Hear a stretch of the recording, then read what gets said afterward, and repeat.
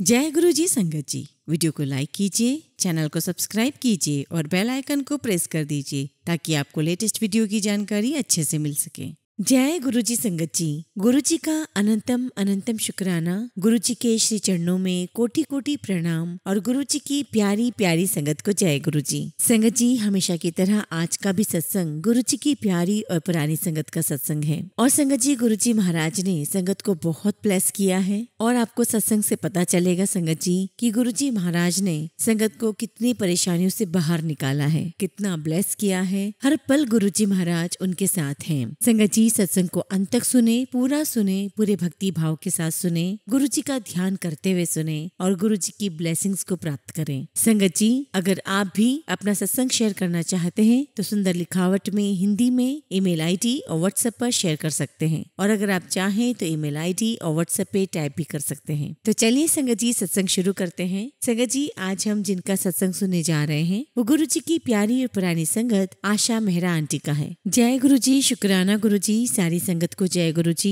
गुरु जी महाराज, आपका लख लख शुक्राना कि आपने मुझे ये दाद बख्शी कि मैं आपके और मेरी इस जर्नी को संगत के साथ शेयर कर सकूं। गुरु जी महाराज, आपके और मेरे संबंध को मैं क्या नाम दूं? आप मेरे भाई हैं, आप मेरे पिता हैं, आप मेरे सब कुछ हैं। गुरु जी महाराज, आपने मेरी पूरी जिंदगी बदल के रख दी। गुरु जी महाराज, आपने मुझे जीवन दिया है, मुझे दूसरी लाइफ दी है और आपने मुझे दोबारा मौका दिया है कि मैं आपका गुणगान कर सकूं। हालांकि मुझ में वो क्षमता तो नहीं कि मैं आपका गुणगान कर सकूं, वो शब्द मेरे पास नहीं, लेकिन फिर भी मैं कोशिश करूंगी और इसे मेरी तुच्छ भेंट समझकर स्वीकार करिएगा। संगत जी, मेरी फैमिली आर्य समाजी है और मैं एक सिविल सर्वेंट हूँ और सीनियर पोजीशन पर हूँ। एंड संगत जी, बीइंग अ सिविल सर्वेंट मेरा अक्सर टूर लगता था और जब भी मैं टूर पर जाती और मुझे मौका मिलता तो मैं देव दर्शन जरूर करके आती थी। मैंने कई बार केदारनाथ के दर्शन किए हैं, मैंने 12 ज्योतिर्लिंगों के दर्शन किए हैं, अमरनाथ के दर्शन किए हैं और ऐसे बहुत सारे दर्शन मेरे अक्सर होते रहते हैं। संगत जी, मैं ऑल इंडिया सर्विस में हूँ और हमारा ट्रांसफर होता रहता है। तो मेरा दिल्ली से जयपुर ट्रांसफर हुआ था और संगत जी उस समय मेरे हस्बैंड दिल्ली में ही थे। और संगत जी, जब मैं जयपुर आई तो मैं बीमार हो गई और जब मैं चेकअप के लिए गई और मेरी रिपोर्ट्स आई तो मुझे डायग्नोस हुआ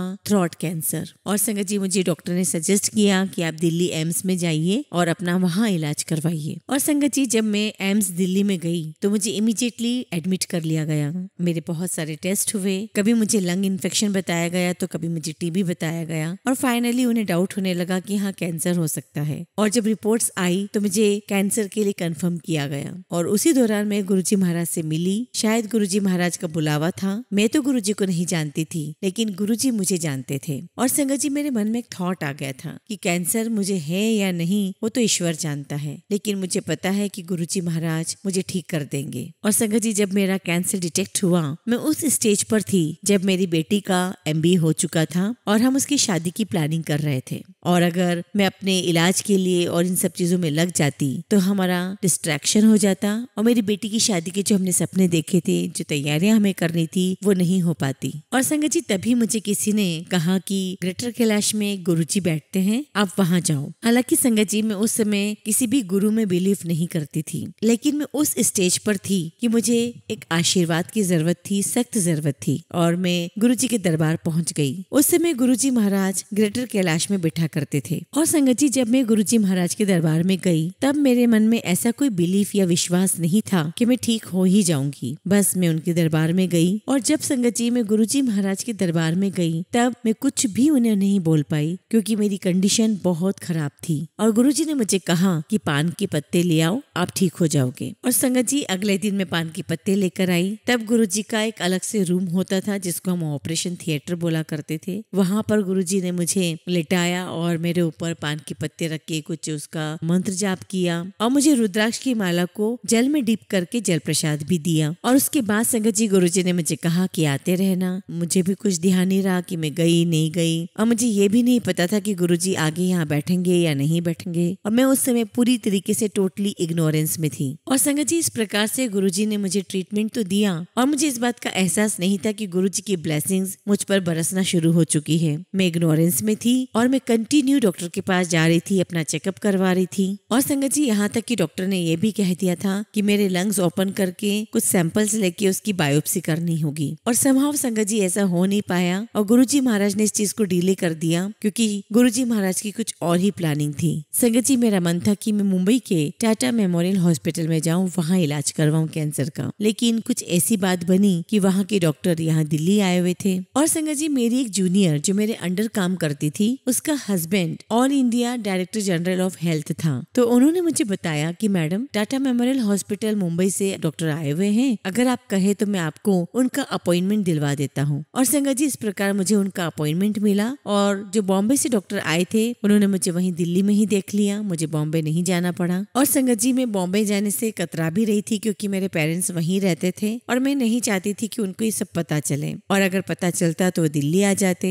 तो बस मेरे हस्बैंड जो मुझ में लगे हुए थे, या तो वो मेरा इलाज करते या वो मेरे पेरेंट्स को अटेंड करते। और फिर संगत जी डॉक्टर ने मुझे कुछ मेडिसिन लिख के दी, वो एक प्रकार की स्टेरॉइड्स थी। तो डॉक्टर ने कहा कि अगर आपकी बॉडी ने इन स्टेरॉइड्स को रिस्पॉन्ड किया तो हम समझ जाएंगे कि आपको कैंसर नहीं है, लेकिन अगर रिस्पॉन्ड नहीं किया तो फिर आप बॉम्बे आ जाना, मैं आपका इलाज कर दूंगा। और संगत जी बस ऐसे ही समय गुजरता चला गया और मैं धीरे धीरे ठीक होने लगी। मैं पूरी तरीके से कब ठीक हुई ये तो मुझे नहीं पता, लेकिन संगत जी इम्प्रूव करते करते मेरा वेट बहुत बढ़ गया था। और इसी बीच संगत जी मेरा ट्रांसफर पुणे हो गया। और संगत जी जब मेरा ट्रांसफर पुणे हुआ तो मेरे हस्बैंड बहुत चिंता में आ गए। उन्हें लग रहा था कि अभी तो मैं पूरी तरीके से ठीक नहीं हुई हूँ और मेरा ट्रांसफर पुणे हो गया है, कैसे सब कुछ मैनेज होगा। और वो इतने परेशान हो गए कि उन्हें लग रहा था कि मैं कैसे सब मैनेज करूंगी, कैसे खाऊंगी, कैसे टूर करूंगी। तो उन्होंने मुझे कहा कि तुम जॉब छोड़ दो। और संगत जी मैं अपनी जॉब में बहुत टॉप पोजीशन पर थी, तो मैंने कहा कि नहीं जॉब नहीं छोड़ूंगी, लेट मी ट्राई, देखते हैं कि मैं कैसे क्या मैनेज कर सकती हूँ। अगर मैं मैनेज नहीं कर पाई तो छोड़ दूंगी, लेकिन अभी तो मैं ना नहीं करूंगी। और संगत जी जब मैं पुणे पहुंची तो मैंने धीरे धीरे सब काम बहुत कंफर्टेबली से मैनेज कर लिया और बाद में तो बहुत बेटर हो गया। और मैं अपने काम को भी बहुत इंजॉय कर रही थी, टूर भी कर रही थी, देव दर्शन भी कर रही थी। और मेरे सबऑर्डिनेट्स, मेरे जो सीनियर है, सबसे मेरी बहुत अच्छी ट्यूनिंग हो गई थी। और संगत जी गुरुजी की कृपा से मेरा प्रमोशन हुआ और प्रमोशन होके मुझे ट्रांसफर दोबारा दिल्ली मिल गया। संगत जी जब मैं दिल्ली आ गई तो मैं अपने आप में ही सोचा करती थी कि हाँ मेरा काम तो बहुत अच्छा चल रहा है, मैंने सब कुछ मैनेज कर लिया है। लेकिन सही बात तो ये थी संगत जी कि गुरुजी की कृपा, गुरुजी की ब्लेसिंग्स मुझ पे बरसना शुरू हो चुकी थी। जो कुछ भी मैनेज हो पा रहा था वो गुरुजी की कृपा से हो पा रहा था। और संगत जी जब मैं दिल्ली वापस आई तो मुझे गुरुजी का मैसेज आया, गुरुजी ने मुझे दोबारा अपने दरबार में बुलाया। संगत जी मुझे ये तो याद नहीं है कि गुरुजी ने मुझे कैसे बुलवाया, लेकिन मैं ये बोल सकती हूँ कि गुरुजी जानी जान है, वो सब कुछ जानते थे कि मेरे साथ क्या कंडीशंस हैं। और संगत जी गुरुजी जानते थे कि मुझे उनकी ब्लेसिंग्स की सख्त जरूरत है और इसीलिए गुरुजी महाराज ने अपने दरबार में मुझे ब्लेस करने के लिए बुलवा लिया। और संगत जी मेरे ऑफिस में जो मेरी सबऑर्डिनेट थी, एक दिन वो मेरे पास आई और कहती है कि मैम मेरे घर पर मेरे गुरुजी आ रहे हैं और हमने एक छोटा सा फंक्शन रखा हुआ है, सत्संग रखा हुआ है, क्या आप मेरे घर आएंगी? मैंने उसे हाँ तो कह दिया, लेकिन संगत जी बाद में मैं खुद ही भूल गई कि मुझे उनके गुरुजी से मिलने जाना है। और इवन मैं अपने ड्राइवर को भी बताना भूल गई कि तुम संडे को आ जाना और मुझे वहाँ छोड़ देना, जबकि संगत जी उनका घर मेरे घर से बहुत नजदीक था, इतना कि मैं पैदल जा सकती थी। तो संगत जी मेरी जो सबऑर्डिनेट है उसका नाम था रूबी। तो मैंने उससे दोबारा फोन किया और कहा कि रूबी मैं इस बार तो भूल गई हूँ, लेकिन अगली बार जब तुम्हारे यहाँ गुरुजी आएंगे तो मुझे जरूर बुलाना। तो उसने मुझे कहा कि नहीं मैम, गुरुजी कहीं पर भी किसी के भी घर पे ऐसे नहीं जाते हैं, लेकिन हम गुरुजी के मंदिर जाते रहते हैं उनके दर्शन करने के लिए, तो जब भी हम नेक्स्ट टाइम जाएंगे हम आपको ले जाएंगे। तो मैंने कहा हाँ बिल्कुल मुझे लेकर जाना, मैं जाना चाहती हूँ। और संगत जी तब तक मुझे नहीं पता था कि उनके गुरुजी वही गुरुजी है जिनके यहाँ मैं जाती हूँ, यानी हमारे ही गुरुजी हैं। और संगत जी जब मैं नेक्स्ट टाइम गई तो मैं आपको बता नहीं सकती कि कितना दिव्य अनुभव था। और संगत जी जैसे मैं दरबार में गई, गुरुजी मुझे देखकर बहुत खुश हुए और मुझे देखते ही कहते हैं आ गई मेरा आंटी, आ गई। और संगत जी मेरे मन में यही सवाल चल रहे थे कि अरे गुरुजी आप ही यहाँ पर हैं, मुझे नहीं पता था, आप तो पहले ग्रेटर कैलाश में बैठा करते थे, मुझे बिल्कुल भी आइडिया नहीं था कि आप ही यहाँ मिलेंगे। ये सब कुछ संगत जी मेरे मन में चल रहा था। और संगत जी अचानक ही गुरुजी ने मुझसे प्रश्न करना शुरू कर दिए कि और मेरा अंकल देख के हाल है, बेटे ने क्या किया है,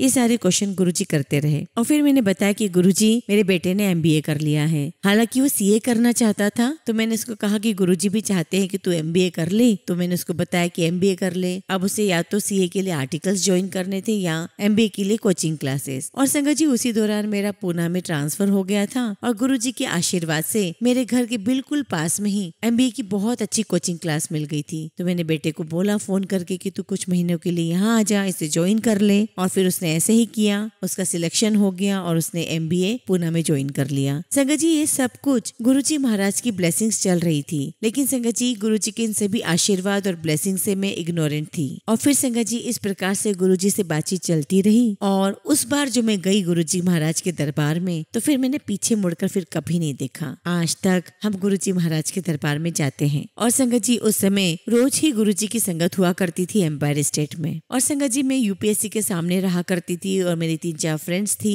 संगत जी हमें बस ऐसी धुन ऐसी लगन लग गई थी कि हमें और कोई काम सोचता ही नहीं था, ना कोई आउटिंग पे जाना सोचता था, ना कुछ और काम करने का। बस एक ही मन होता था, ऑफिस से आए, तैयार हो और गुरुजी महाराज के पास चलो। और हम सभी फ्रेंड्स मिलके गुरुजी महाराज के पास जाया करते थे। और संगत जी जब हम दरबार में जाते थे तो बहुत सुकून मिलता था, शब्द गुरबानी सुनते थे और ढेरों प्रसाद जो गुरुजी हमें अपने हाथों से दिया करते थे हम वो प्रसाद खाते थे। और संगत जी आप बिलीव नहीं करेंगे, आपने कई बार सुना भी होगा कि गुरुजी एक हाथ से प्रसाद दिया करते थे और वो प्रसाद हमारे दोनों हाथों में भर जाया करता था। इतना प्रसाद होता था दोनों हाथों में कि हमें डर लगता था कि कहीं ये बाहर गिर न जाए। और संगत जी जब हम प्रसाद खाकर बाहर से अंदर आते तो हमें लंगर खिलवाते। गुरुजी महाराज ने हमें बहुत मौज करवाई। संगत जी जिस प्रकार से एक बेटी अपने पिता के घर आती है तो कभी भूखी नहीं रहती, उसका पिता उसको हर पल मौज करवाता है। ठीक ऐसे ही संगत जी गुरुजी महाराज के दरबार में हमने बहुत मौज की। चाय प्रसाद, लंगर प्रसाद, लड्डू, पेड़े, बर्फी, इमरतियाँ गुरुजी ने भर भर के हमें खिलाई। और संगत जी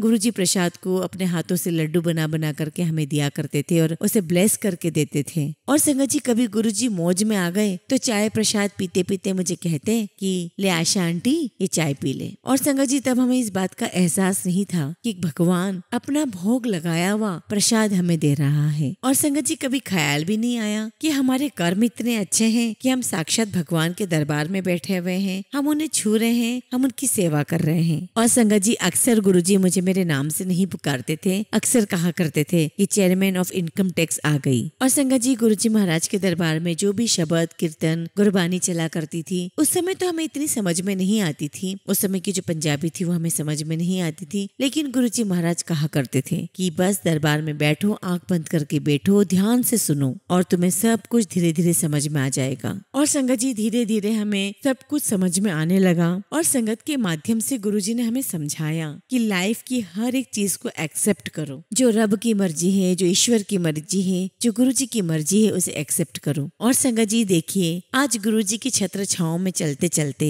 आज हमें 28-29 साल हो गए हैं। सुख दुख भी होता है, तकलीफें भी आती हैं, परेशानियां भी आती हैं, लेकिन सब गुरुजी की कृपा से सारी परेशानियां दूर होती चली जा रही हैं, सब मुश्किलों से हम बाहर आते जा रहे हैं। और इस प्रकार से संगत जी गुरुजी हमारे कर्म कटवाते जा रहे हैं। गुरुजी कहा करते थे कि तुम्हें तो सिर्फ 10% ही कर्म काटने हैं और वो भी मैं कटवाऊंगा और उसके पहले तो 90% तुम्हारे कर्म तो मैं ही काट देता हूँ। और संगत जी 1998 की बात होगी और 1999 में गुरुजी मेरे घर आए, उन्होंने मुझे अपना स्वरूप ब्लेस करके दिया और मेरे घर में संगत जी गुरुजी ने बहुत लोगों को ब्लेस किया। और संगत जी लेकिन मुझे इस बात का एहसास नहीं हुआ कि गुरुजी ने मुझे क्या ब्लेसिंग्स दी। मैं आपको अब बताती हूँ कि वो ब्लेसिंग्स में गुरुजी ने मुझे क्या दिया। संगत जी 2001 में मेरे अंकल रिटायर होकर के पूना चले गए। और संगत जी जब मैं वहाँ पर आई तो मुझे किसी ने कहा कि ये घर हेड ऑफ फैमिली के लिए अच्छा नहीं है। लेकिन संगत जी मैं इनसे बातों में बिलीव नहीं करती थी। हाँ मेरा जूनियर मेरे घर पे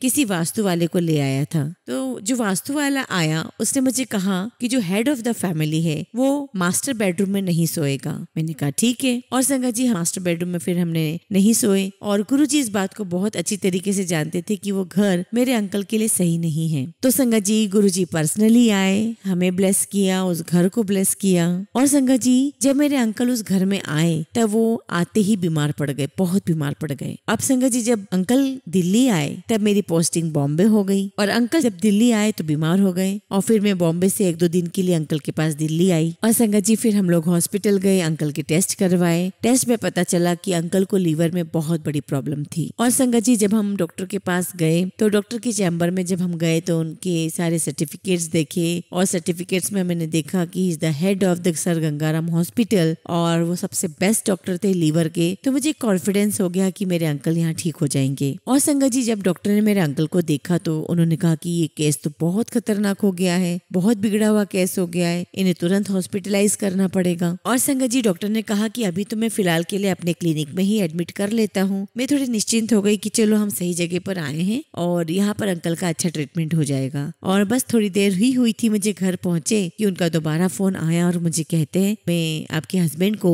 सर गंगाराम हॉस्पिटल में एडमिट करना पड़ेगा क्योंकि केस बहुत बिगड़ा हुआ है। लेकिन संगत जी गंगाराम हॉस्पिटल में ना तो बेड खाली था ना रूम खाली था। तो जो डॉक्टर साहब है उन्होंने अपने क्लिनिक में ही फिर मेरे हस्बैंड को रखा और गंगाराम हॉस्पिटल से जो स्पेशलिस्ट है लीवर के उनको भी ट्रीटमेंट के लिए बुलाया और दोनों ने मिलकर के मेरे हस्बैंड का ट्रीटमेंट किया और कुछ मेडिसिन लिख करके दी। अब संगत जी इसी बीच में देखिए गुरुजी की कैसी ब्लेसिंग्स होती हैं। तब तक संगत जी मेरा रिटायरमेंट हो चुका था और मुझे एक्सटेंशन मिला था। तो जो मेरे पहले बॉस थे उनका मुझे अचानक मेरे पास फोन आता है और मुझसे कहते हैं कि आशा नाउअडेज वेयर आर यू। तो मैंने बताया कि सर मैं तो दिल्ली में हूँ और ऐसी ऐसी बात है। तो उन्होंने मुझसे बोला कि तुम्हारे हस्बैंड को क्या हो गया है। तो मैंने सब कुछ बताया और फिर मैंने ये भी बताया कि हमें गंगाराम हॉस्पिटल में एडमिट करना है लेकिन वहाँ पर रूम भी नहीं मिल रहे हैं, वहाँ बेड भी नहीं मिल रहा है। तो संगत जी मेरे बॉस मुझे कहते हैं कि अरे तुम अपने ऑफिस से फोन लगवाओ, तुम्हें बेड जरूर मिलेगा। तो मैंने कहा कि सर जो गंगाराम हॉस्पिटल के जो हेड है, चेयरमैन है, उन्हें ही नहीं मिल रहा है तो मेरा प्रेशर लगाने से तो क्या ही हो जाएगा। तो संगत जी मेरे बॉस मुझे कहने लगे कि ठीक है, तुम्हें शायद एम्बैरेसिंग फील हो रहा होगा, मैं तुम्हारे ऑफिस में फोन कर देता हूँ। और संगत जी उन्होंने मेरे ऑफिस में फोन किया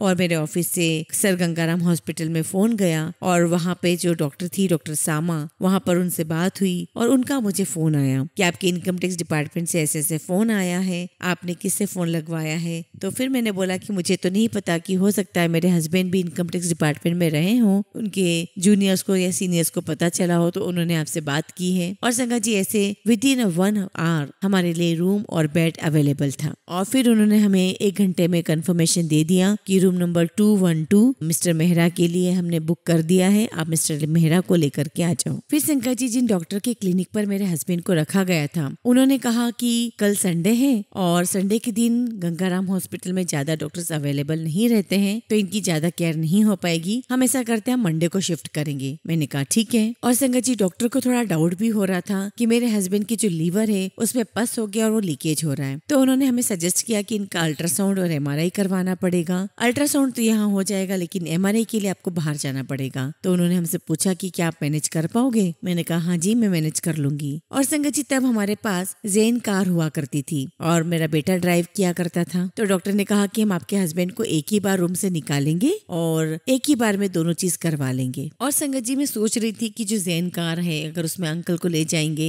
तो शॉक लगेगा, धक्के लगेंगे, ऐसा ना हो कि जो पर्स है वो और फैल जाए। तो हमारे एक पड़ोसी हैं जिनके पास 5-6 गाड़ियां हैं, मैंने उनको फोन किया और उनसे बोला कि आपके पास जो भी एक अच्छी से बड़ी सी जो गाड़ी है जिसके शॉक एब्जॉर्बर अच्छे हो आप वो भेज दीजिए। तो उनको बड़ा आश्चर्य हुआ और उन्होंने मुझसे पूछा कि आपको ऐसी अचानक से क्या जरूरत पड़ गई है। तो मैंने उन्हें सब कुछ बताया कि मेरे हस्बैंड बीमार हो गए हैं और उन्हें MRI के लिए ले जाना है। और उन्होंने तुरंत गाड़ी के साथ एक ड्राइवर भेजा और ऐसी गाड़ी भेजी जिसके शॉक अब्जॉर्बर अच्छे थे। और संगत जी ड्राइवर और गाड़ी तो भेजी ही भेजी, थोड़ी देर के बाद वो खुद भी वहाँ हॉस्पिटल में आ गए। और संगत जी जैसे हम MRI के लिए गए तभी डॉक्टर का हमारे पास फोन आता है कि अल्ट्रासाउंड की रिपोर्ट्स आ गई हैं और उसके अकॉर्डिंग लीवर के अंदर जो सोल है और उसका जो पस है वो लीकेज होना शुरू हो गया है। तो आप सीधे MRI करके यहाँ मत आइएगा और सीधे गंगाराम हॉस्पिटल चले जाइएगा। और संगत जी देखिए गुरुजी महाराज की इतनी कृपा, इतनी मेहर थी कि गुरुजी महाराज ने पहले से ही वहाँ पर रूम दिलवा दिया था। और संगत जी जब हम हॉस्पिटल पहुंचे तो रूम वहाँ था, बेड था और इवन डॉक्टर खुद एक पेशेंट का वेट कर रहे थे। और संगत जी जब हम हॉस्पिटल पहुंचे तो मेरा बेटा और जो हमारे पड़ोसी थे वो अंकल को लेकर के रूम 212 में गए और मैं रिसेप्शन पे जाकर के रजिस्ट्रेशन करवाने गई। अब संगत जी जब रजिस्ट्रेशन करवाने के लिए गई तो मेरे पर्स में 5000 रुपीज ही थे। और संगत जी मैं जब घर से निकली थी तो 10,000 रुपए लेके निकली थी और मैं तो सिर्फ कंसल्टेशन के लिए निकली थी कि हम अंकल का कंसल्टेशन करवाएंगे और घर आ जाएंगे। हमें नहीं पता था कि अंकल को एडमिट भी करना पड़ सकता है। और संगत जी मुझे डर लग रहा था कि ऐसा ना हो कि हॉस्पिटल वाले बोल देंगे कि आप 50,000 लाओ, 1 लाख रुपए लाओ। मेरे पास घर पर तो पैसे थे लेकिन वहाँ पर्स में नहीं थे, तो मुझे डर लग रहा था कि ऐसा ना हो कि वो घर वापस भेज दे हमको कि यहाँ से ले जाओ, हम पेशेंट को नहीं रख सकते। और संगत जी मैं यहाँ घबरा रही हूँ और इतने में रिसेप्शन पर एक कॉल आता है और वो कहते हैं कि ये जो लेडी आपके सामने खड़ी है इनसे 1 रुपया भी नहीं लेंगे, नहीं मांगेंगे, बस इनका नाम, इनका एड्रेस रजिस्ट्रेशन में लिखे और 212 में इनको प्रोसीड के लिए आगे भेज दे। और संगत जी मैं रूम में पहुंची, डॉक्टर ने अपना ट्रीटमेंट स्टार्ट कर दिया था। उन्होंने ट्यूब पेट में डाली और उससे सारा पस वो बाहर निकाल रहे थे। और इस तरीके से संगत जी डॉक्टर अपना ट्रीटमेंट स्टार्ट करके सारा अरेंजमेंट करके उन्हें बॉटल्स वगैरह चढ़ा करके चले गए। मेरे अंकल के साथ उनके कमरे में मैं और मेरा बेटा थे। और संगत जी बस मैं ऐसे ही रूम के दरवाजे पे खड़ी थी, माइंड एकदम ब्लैंक था। तभी बेटा आकर के मुझे कहता है कि मम्मी मुझे बहुत तेज भूख लगी है। तो मैंने उसे कहा कि बेटा पर्स में पीनट्स रखे हुए हैं, जब मैं फ्लाइट से आ रही थी दिल्ली से तो एयर होस्टेस ने दिए थे, तुम वो रखे वो खा लो। और बस इसे बोला ही था और मैं गेट पे खड़ी थी। तभी मैं देखती हूँ कि मेहरा साहब की एक फ्रेंड जो कभी कभार घर पर आ जाया करते थे, उनके एक हाथ में पीलो और एक हाथ में टिफिन था। और दूर से आवाज लगाते हुए कह रहे हैं कि अरे भाभी जी आपने बताया नहीं, मेहरा साहब हॉस्पिटलाइज्ड है, हम आपके पास में ही रहते हैं, आपने हमें सेवा का मौका ही नहीं दिया। और संगत जी अब आप ये देखो कि कहाँ मेरा बेटा खाना मांग रहा था और हम लोग तो बस तभी आए ही थे हॉस्पिटल में और हमारे पास कोई व्यवस्था नहीं थी। वो खाना लेकर आए और गुरुजी महाराज ने सारी चीजें प्लान करके हमें खाना भी पहुंचा दिया। वो जानते थे कि इनका बेटा भूखा है। और संगत जी वो बंदा टिफिन लेकर आया था, हम दोनों माँ बेटों ने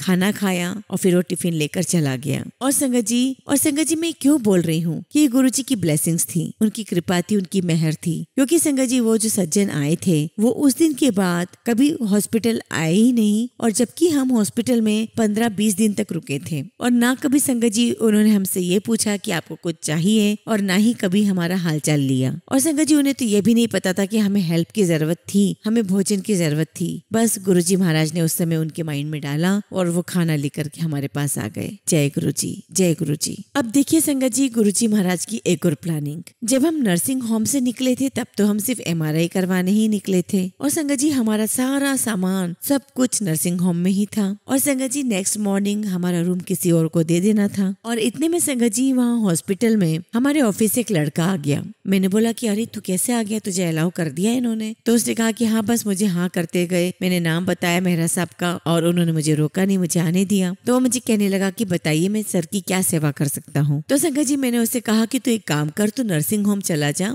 और वहाँ पर सर का और मेरा कुछ सामान रह गया है तू वो लिया। और संगत जी मैंने उसे अपना एक विजिटिंग कार्ड भी दे दिया और फिर मैंने उसे इंस्ट्रक्शन भी दिया कि तू ये सारा सामान ले जाके घर पे मत रख देना, क्योंकि मदर इन लोग को पता नहीं चलना चाहिए, क्योंकि उन्हें इस बात नहीं पता है, और तू सारा सामान ला करके मुझे दे देना। अब देखिए संगत जी गुरुजी महाराज की कृपा, रूम अलॉट हो गया, डॉक्टर्स अवेलेबल थे, पैसे का अरेंजमेंट हो गया, खाने का अरेंजमेंट हो गया, ऑटोमेटिकली लड़का आ गया जिसकी हेल्प से मैंने सामान मंगवा लिया। ये सारा का सारा अरेंजमेंट सिर्फ और सिर्फ गुरुजी महाराज ने करवाया। संगत जी मैं आप सबको इतनी सारी डिटेल्स इसलिए बता रही हूँ कि अगर हम चाह करके भी ये सारे अरेंजमेंट्स करें तो हम कोई ना कोई चीज तो भूल ही जाएंगे। लेकिन देखिए गुरुजी महाराज की ब्लेसिंग्स, देखिए उनकी अरेंजमेंट्स, एक एक चीज सिस्टमैटिक गुरुजी ने सोच रखी थी हमारे लिए। हमें जैसी प्रॉब्लम आती तुरंत ही उसका सोल्यूशन हमारे सामने होता था। और संगत जी गुरुजी महाराज ने हमारी एक एक कंफर्ट का ध्यान रखा। लेकिन संगत जी फिर भी मैं घबराई हुई थी। और मेरे बेटी और दामाद जो डॉक्टर है बॉम्बे में, उन्हें जब पता चला तो रातों रात मेरे पास आ गए। और संगत जी जब वो आए मेरे पास तो मेरा और हौसला बढ़ गया। लेकिन संगत जी मेरे हस्बैंड के सारे रिपोर्ट्स में जितने भी पैरामीटर्स थे वो बहुत बहुत ज्यादा एक्सीड थे।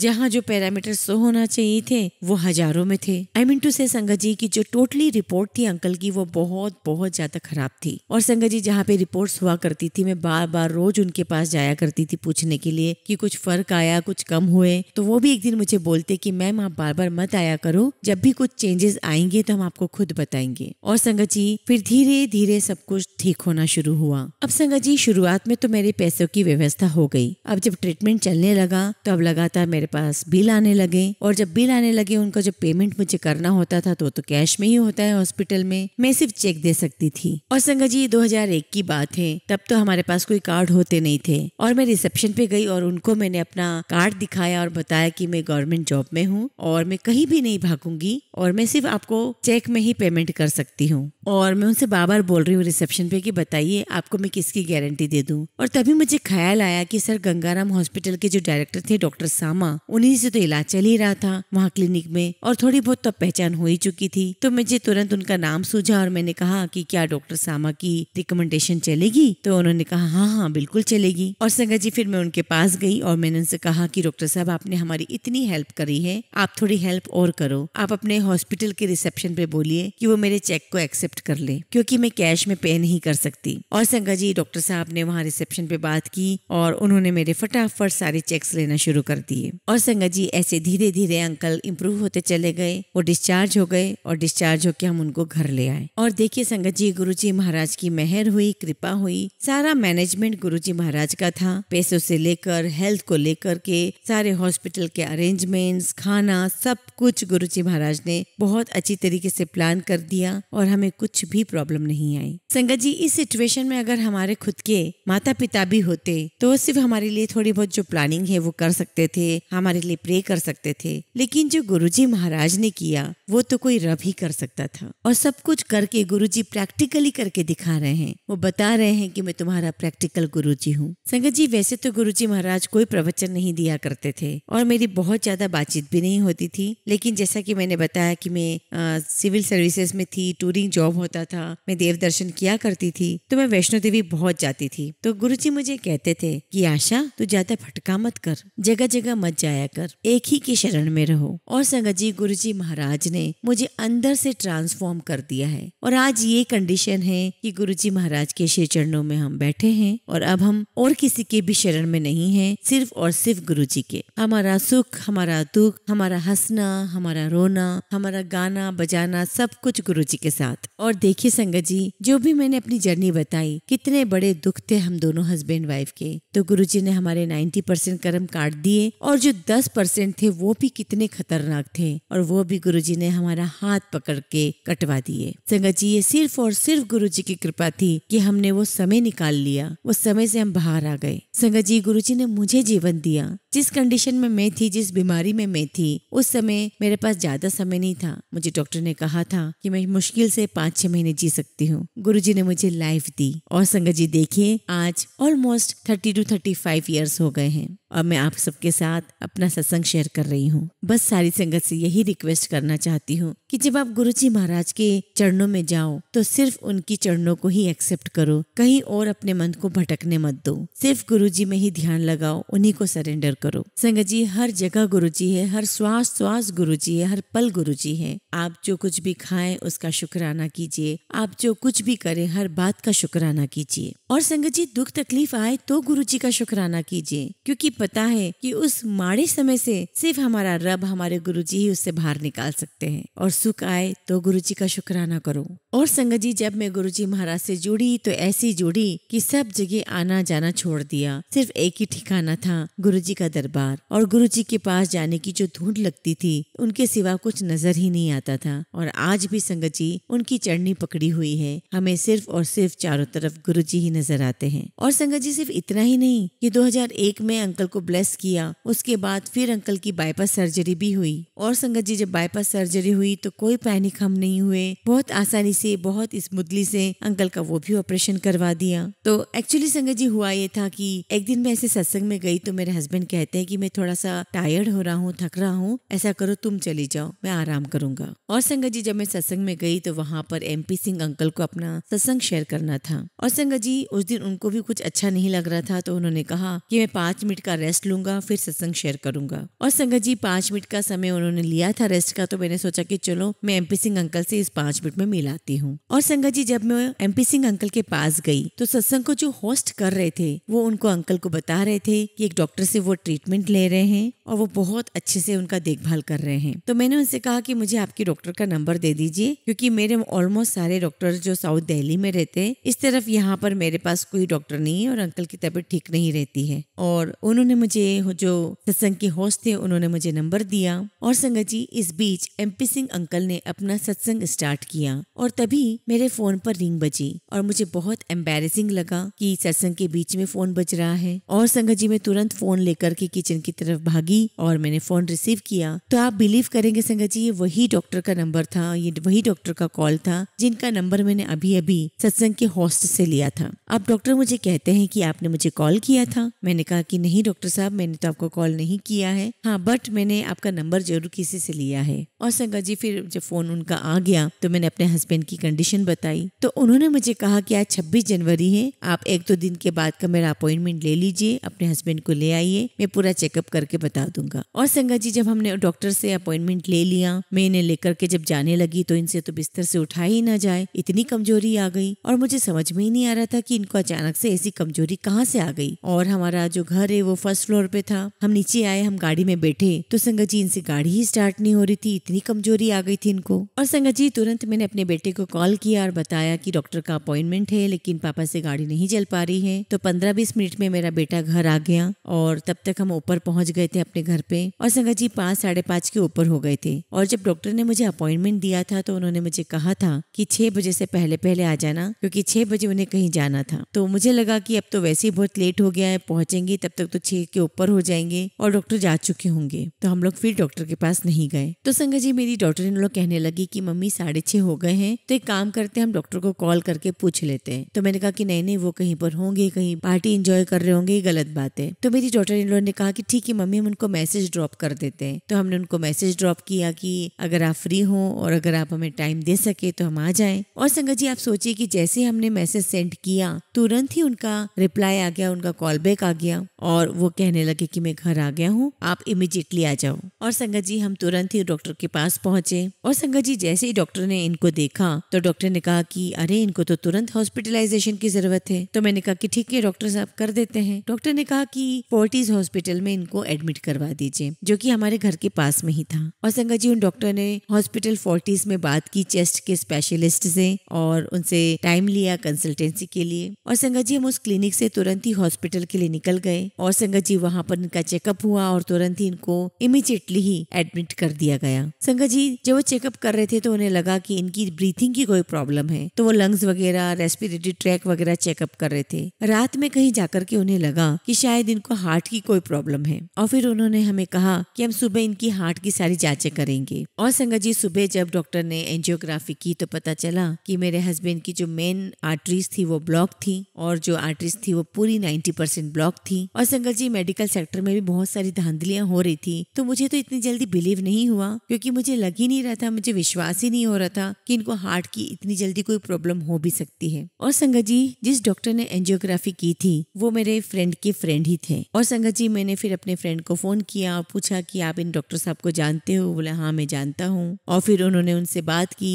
और फिर डॉक्टर साहब ने मुझे बुलाया और बोला कि आप आइए, देखिए स्क्रीन पर देखिए कि कितनी सारी आर्टरीज ब्लॉक है। और संगत जी उन्होंने मुझे स्क्रीन पर दिखाया आर्टरीज 95% ब्लॉक है, 85% ब्लॉक है। एंड आई वाज शॉक्ड संगत जी कि इतनी सारी आर्टरीज ब्लॉक्ड है। और फिर उन्होंने मुझे कहा कि टेक योर टाइम, आप घबराओ मत, आप अपना समय लो, 10 दिन 15 दिन सोचो कि आपको क्या करवाना है। और डॉक्टर ने फिर मुझे कहा कि या तो इसका बाईपास होगा या फिर स्टेंट डालेंगे। और संगत जी हम 2 दिन तो उस हॉस्पिटल में रहे, फिर घर आ गए और फिर हमने दूसरे भी और हॉस्पिटल्स विजिट किए। और संगत जी बहुत सारे हॉस्पिटल्स में गए और फाइनली मेरे सन इन लॉ जो बॉम्बे में है उनका फोन आया कि मैंने अपॉइंटमेंट ले ली है, आप पापा को लेके यहाँ आ जाओ। और मेरे सन इन लॉ ने बताया कि जो डॉक्टर है वो इंटरनेशनली बहुत फेमस डॉक्टर है, डॉक्टर भट्टाचार्य। और संगत जी हम बॉम्बे चले गए। डॉक्टर से मिलने से पहले डॉक्टर का ब्रोशर हमारे पास में था, उसमें सब कुछ गाइड था कि मिलने से पहले क्या क्या एक्सरसाइज करनी है, क्या क्या डाइट लेनी है, सब कुछ मेंशन था। और संगत जी जैसा कि ब्रोशर में था वो सब कुछ हम करते रहे। और इसी बीच में मुझे स्वाइन फ्लू हो गया और संगत जी मुझे हॉस्पिटल में एडमिट करना पड़ा और मैं आईसीयू में चली गई। और संगत जी गुरुजी की ऐसी कृपा रही कि मैं जब आईसीयू में थी तो मैं बहुत कंफर्टेबल थी, मुझे कुछ ऐसा लग ही नहीं रहा था कि मेरी कंडीशन कुछ क्रिटिकल भी है। मैंने वहाँ के डॉक्टर से परमिशन ली, मैंने उनसे पूछा कि डॉक्टर साहब अगर आप मुझे परमिशन दें तो क्या मैं अपने गुरु का फोटो, अपने गुरुजी का फोटो यहाँ रख सकती हूँ? और संगत जी उन्होंने मुझे अलाउ किया और मेरे पास एक छोटी सी गुरुजी की फोटो थी स्टैंड वाली, वो मैंने अपने पास रख दिया। और संगत जी गुरुजी की कृपा से मैं 5-6 दिन में वहाँ से ठीक होके डिस्चार्ज होके घर आ गई। संगत जी, गुरुजी की ऐसी कृपा रही कि जो मेरे लंग्स की जो कंडीशन थी वो इतनी ज्यादा खराब थी, लेकिन गुरुजी महाराज की कृपा से मुझे कोई सफरिंग नहीं हुई, मुझे कोई परेशानी नहीं हुई। और फिर संगत जी उसके बाद में घर आ गई और हमने मेरे हस्बैंड के लिए अपॉइंटमेंट लिया। जब हमने अपॉइंटमेंट ले लिया, डॉक्टर से मिले, तो डॉक्टर हमें बताने लगे कि अगर इस कमरे में लोगे तो मेरी फीस 10 लाख है, अगर उस कमरे में लोगे तो 20 लाख, डीलक्स लोगे तो 30 लाख खर्चा आएगा। अब देखिए संगत जी, गुरुजी आपके मन की एक एक बात सुन लेते हैं। कहाँ कहाँ गुरुजी ने मुझे नहीं हेल्प की। हमने सारी बातें सुन ली, हम बाहर आ गए तो मेरी बेटी कहती कि मम्मी, जो डॉक्टर साहब हमें अपने अलग अलग रूम का बता रहे थे वो पेपर हमें ले आना था। तो मैंने उससे कहा कि ठीक है मैं ले आती हूँ, तुम लोग बाहर रुको। जब मैं अंदर गई वो पेपर लेने के लिए तो डॉक्टर साहब कहते हैं मुझे कि मैम, मेरी रूम के साथ जो फीस है वो तो अटैच्ड है, अगर आप एक सिंपल एयर कंडीशनर रूम भी ले लोगे तो भी मैं आपको वही ट्रीटमेंट दूंगा जो मैं बाकी रूम्स में देता हूँ, मेरे ट्रीटमेंट में कोई फर्क नहीं आएगा। तो देखिए संगत जी, गुरुजी ने कैसे उनके दिमाग में ये बात डाली, जबकि मेरी तो उनके साथ कोई डिस्कशन भी नहीं हुई थी कि हम सर्विस क्लास वाले हैं, कि हमारे पास पैसा है या नहीं है। ऑटोमेटिकली उस डॉक्टर ने मुझे ये बात बोली और फिर वो मुझसे पूछने लगे कि क्या आपको और भी कोई डाउट है। मैंने कहा कि नहीं, और कोई डाउट तो नहीं है, बस आपसे एक रिक्वेस्ट है कि जब भी मेरे हस्बैंड हॉस्पिटलाइज्ड होंगे तो मेरे गुरुजी का एक स्वरूप, एक छोटा सा फोटो है, वो मैं इनके पास रखना चाहती हूँ, क्या आप मुझे अलाउ करेंगे? तो डॉक्टर ने कहा कि हाँ हाँ ऑफ कोर्स, कोई प्रॉब्लम नहीं है। और संगत जी देखिए, गुरुजी की ऐसी कृपा हुई कि मेरे अंकल को किसी भी रूम में रखने की जरूरत ही नहीं पड़ी।